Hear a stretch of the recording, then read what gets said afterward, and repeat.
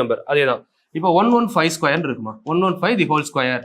ஒரு நம்பர் 5ல் முடிஞ்சா என்ன பண்ணுவோம், லாஸ்டா 25. இப்போ என்ன பண்ணணும்னா அதுக்கு முன்னாடி இருக்க எல்லா நம்பரையும் எடுத்துக்கணும். 11க்கு அடுத்த நம்பர் என்ன, 12. 11 12 சார் வாய்ப்பாடு தெரியணும். 11 12 சார் 132. அப்போ 132 25 ஆன்சர். அவ்வளவுதான். இப்போ எக்ஸாம்பிள் 13 135 தி ஹோல் ஸ்கொயர்னு சொல்றாங்க. அப்போ 5ல் முடிஞ்ச ஆன்சர் என்ன, 25. 13க்கு அடுத்த நம்பர் 14. 14 × 13 எவ்வளோ அப்படின்னு யோசிக்கணும். 14 × 13 182, 182. அப்போ 182 25.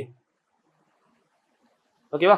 இப்போ 16 ஸ்கொயர் சொல்றாங்கன்னு வச்சுக்கோங்களேன், 165 ஸ்கொயர். இன்னும் உங்களுக்கு போக போக வாய்ப்பாடு புரியலையா, அதையும் நம்ம பெருக்கலாம்.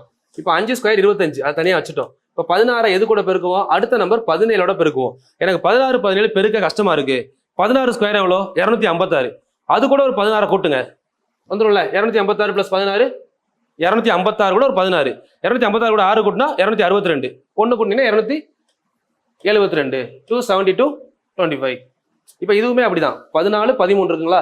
அப்போ 14 10 டைம் எடுத்தா எவ்வளோ, 140.